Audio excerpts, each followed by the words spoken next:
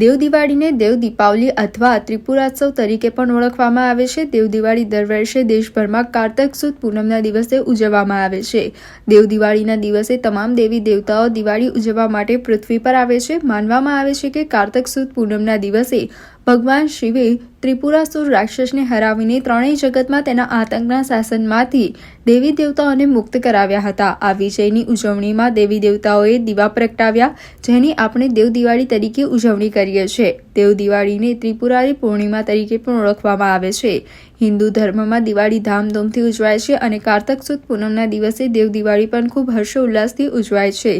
દર વર્ષે કારતક વદ અમાસના રોજ દિવાળીનો તહેવાર ઉજવવામાં આવે છે અને 15 દિવસ પછી કાર્તિક સુદ પૂર્ણિમાના રોજ દેવ દિવાળીનો તહેવાર ઉજવવામાં આવે છે. દેવ દિવાળી એ તહેવારનો રાજા છે.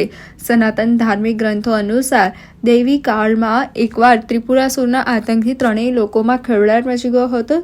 ત્રિપુરાસુરના પિતા તારકાસુર દેવતાઓના સેનાપતિ કાર્તિકેય દ્વારા માર્યા ગયા હતા. તેનો બદલો લેવા માટે તારકાસુરના 3 પુત્રોએ ભગવાન બ્રહ્માની સખત તપસ્યા કરી અને તેમની પાસે અમર થવાનું વરદાન માંગ્યું. જો કે ભગવાન બ્રહ્માએ તારકાસુરના 3 પુત્રોને અમરત્વનું વરદાન ન આપીને અન્ય વરદાન આપ્યું હતું. પાછળથી ભગવાન શિવે કારતક સુદ પૂનમના દિવસે તારકાસુરના 3 પુત્રો એટલે કે ત્રિપુરાસુરનો વધ કર્યો હતો. તે દિવસે દેવતાએ ગંગા નદીના કિનારે દીવો પ્રગટાવીને દેવ દિવાળીની ઉજવણી કરી હતી. ત્યારથી દેવ દિવાળી ઉજવવામાં આવે છે.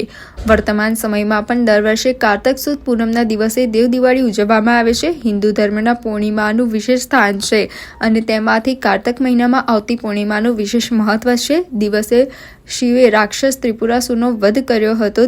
દેવ દિવાળીએ હિન્દુ પંચાંગ મુજબ કારતક સુદ પૂનમના દિવસે ઉજવવામાં આવે છે. જેમ દિવાળી 5 દિવસોની છે તેમ દેવ દિવાળી પણ 11થી શરૂ થઈને પૂનમ સુધી એમ 5 દિવસ માટે ઉજવવામાં આવે છે.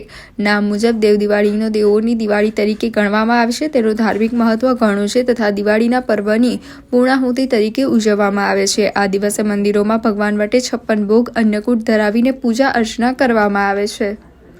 ભરૂચના શક્તિનાથ ખાતે આવેલા શ્રી BAPS સંસ્થાન સંચાલિત શ્રી સ્વામિનારાયણ મંદિરે ભવ્ય અન્નકૂટ મહોત્સવનું આયોજન કરવામાં આવ્યું હતું.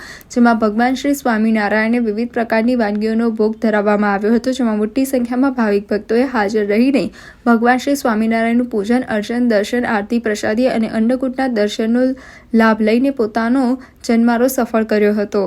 BAPS સ્વામિનારાયણ સંસ્થા અક્ષર પુરુષોત્તમ સ્વામિનારાયણ સંસ્થા તરફથી આ શક્તિનાથ સંસ્કાર કેન્દ્રનું આ સ્થાપન અહીંયા આગળ 2021ની જુલાઈમાં 8મી તારીખે 9મી તારીખે પ્રતિષ્ઠા થયેલી અને ત્યારથી દેવ દિવાળી દિવસે આવો અન્નકૂટ ઉત્સવ સારી રીતે બધા અહીંયા પશ્ચિમ વિસ્તારના જે હરિભક્તો છે એના દ્વારા ભક્તિભાવપૂર્વક યોજવામાં આવે છે.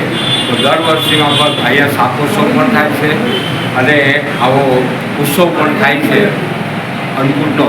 તો એમાં અહીંયા પશ્ચિમ વિસ્તારના દરેક હરિભક્તો અહીંયા આગળ બહુ ભાવપૂર્વક અહીંયા આગળ લાભ લઈ અને ભગવાનને પોતાની ભક્તિ અદા કરી છે.